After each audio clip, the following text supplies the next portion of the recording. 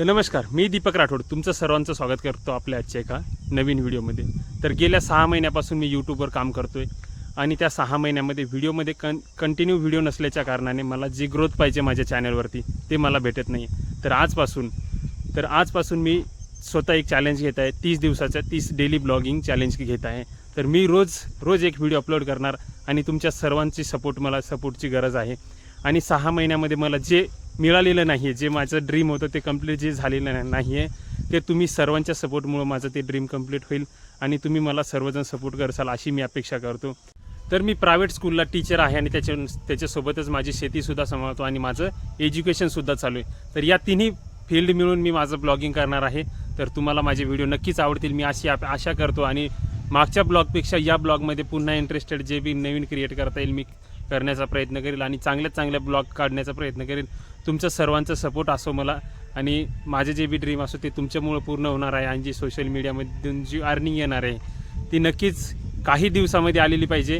कारण माझ्या चॅनलवरती मी भरपूर दिवसापासून काम करतो आहे। 2020 पासून मी पहिले एक साधन फक्त फॅशन म्हणून मला आवड म्हणून मी काम करायचो आहे, पण त्याच्यानंतर जेव्हा पण मी व्हिडिओ बघितले दुसऱ्यांचे तर त्याच्यामधून अर्निंगसुद्धा येते। जेव्हा मला समजले तेव्हापासून मी सुद्धा ब्लॉगिंग सुरू केली, पण त्याच्यामध्ये डेली व्हिडिओ अपलोड नसल्याच्या कारणाने त्याच्यामध्ये काहीच अर्निंग आलेली नाही आहे आणि माझ्या चॅनलनं सुद्धा ग्रोथ केलेला नाही आहे। तर तुम्ही सर्वजण आता मला सपोर्ट करसान आणि मी सुद्धा रोज डेली एक ब्लॉग अपलोड करेल मी अशी आशा करतो आणि माझे चॅनलवरती लवकरात लवकर ग्रोथ होईल आणि तुम्ही सर्वजण मला चांगले सपोर्ट करसाल अशी मी आशा करतो। तर आज होता डेली ब्लॉगिंगचा पहिला दिवस आणि पहिल्या दिवशी मला सकाळी मला जाणं होतं चारा घेण्यासाठी। तर हा काळा वासरू माझ्याजवळ गेल्या 4 वर्षापासून पण मला वेळ नसल्याच्या कारणाने मी त्याला आजपर्यंत कोणत्याच कामाला चालू नाही शकलो। तर माझ्यासाठी हा सुद्धा एक चॅलेंज होता की मला या वासरूला चांगलं ट्रेन करायचं होतं, कारण नेक्स्ट इयरला त्यांना पण काम येते। तर हे बघू शकता हा आहे चारा,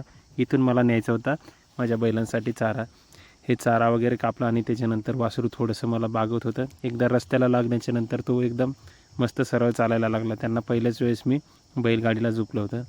तर तिथे शेतामध्ये आल्याच्या नंतर यांना एकदा बैलांना चारा वगैरे टाकले, नंतर आपली काढली गाडी आणि निघालो मी घराकडे गेल्याच्या नंतर ब्रश वगैरे केलं, सकाळी नाश्ता केला मस्त आणि त्याच्यानंतर पुन्हा एकदा शेतामध्ये आलो, कारण पुन्हा एकदा शेतामध्ये मला थोडंसं काम होतं हळदीचं।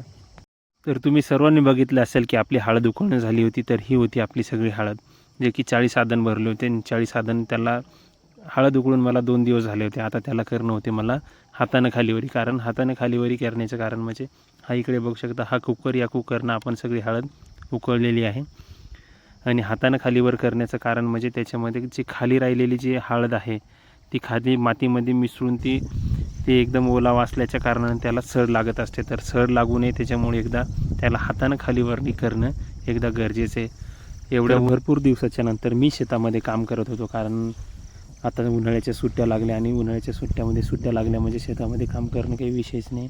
तर हळद वगैरे खालीवरी केल्याच्या नंतर मी गेलो घरी आणि उन्हाच्यामुळं झोपलो होतो। तर संध्याकाळी उठल्याच्या नंतर हे आंबे खाल्ल्याच्या नंतर पुन्हा एकदा शेतामध्ये आलो। शेतामध्ये बैलांना चारा पाणी करणं होतं, त्यासाठी मी पुन्हा एकदा शेतामध्ये आलो आणि हे बैलांना चारा पाणी केलं। तर अशा प्रकारे होता आपला आजचा डेली ब्लॉगिंगचा पहिला दिवस। तर पहिला दिवस तुम्हाला कसा वाटतोय नक्कीच कमेंट करून सांगा आणि अशाच नवीन व्हिडिओ पाहण्यासाठी आपल्या चॅनलला लाईक आणि सबस्क्राईब करायला विसरू